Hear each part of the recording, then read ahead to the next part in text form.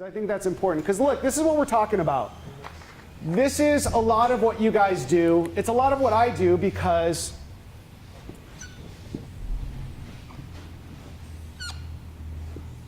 I'm a human being, okay? Can everyone see this screen? Sorry, I'm going to break your technology. They'd be like, and here's your bill for that huge flat screen TV, Andy. Okay. So this axis is time, and this axis is happiness, okay? And this is neutral. Like at this phase, I'm okay with life, okay? This is being a little bit stressed and unhappy, and this is being really happy and enjoying what I'm doing, right? So most of us live a goal-based life. So we're like, if I get this, I'm gonna be happy. And then when I get the next thing. So what we do is we put this goal up here that's like way up here that's like, I'm gonna get funding for my business. So we spend all of our time down here miserable, rushing and doing all this stuff to get that funding. When we get that funding, woo, we're happy for like a day. Got that.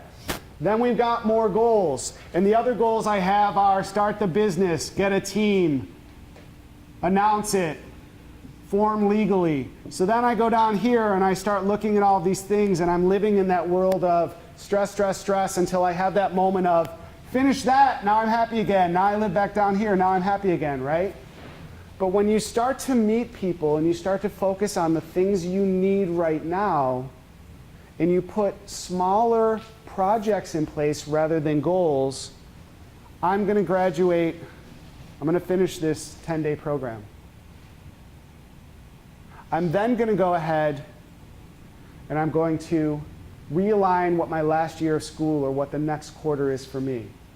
Then I'm going to add 10 people to my network that are going to help me.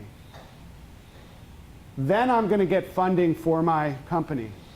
Now we spend time living in this area where we're focused on the positives rather than all this stress, because then this one thing doesn't determine whether I'm doing well or not. If I get those 10 people in my network, I'm doing well. This goal is going to happen, but you've got to focus on it. So the little things you do in between are what you can focus on to find that measure for what you're seeing as success.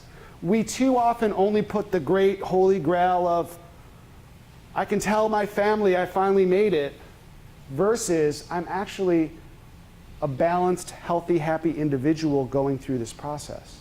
So it's something you want to start to look at as you build this company. Here's just a really simple example. I use a Google Sheet, which is a little bit different, but start your network list.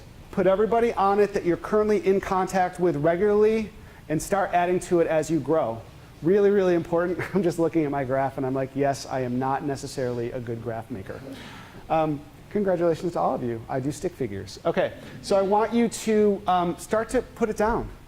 Because literally, if you keep track of it and keep going, people will reach back out to you and talk to you about what they're doing and help you.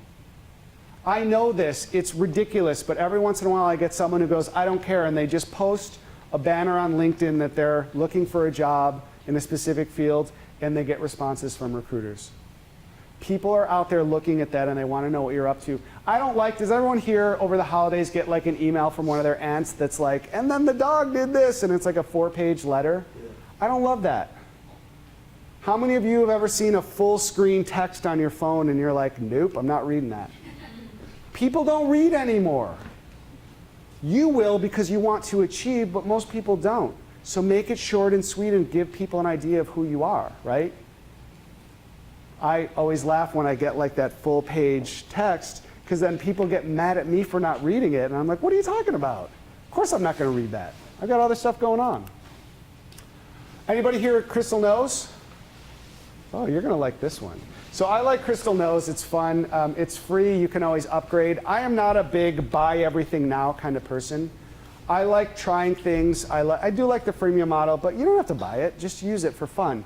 So Crystal Knows is an application that when you, it's actually a Chrome extension. When you put it into your, into use, and I use it in Gmail, it will pull all the emails, LinkedIn, from the person that you're emailing, and it will create a personality profile of them. So it will tell you who they are, and it will give you hints on how you might formulate a specific email to them.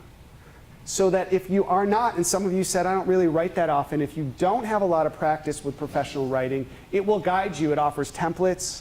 It will help you to make sure you're connecting with that person on the level that they are used to being connecting on. So here is just a joke, but here is an email to my boss. And on the right, you see that it tells me what her personality profile is. I could select an email template.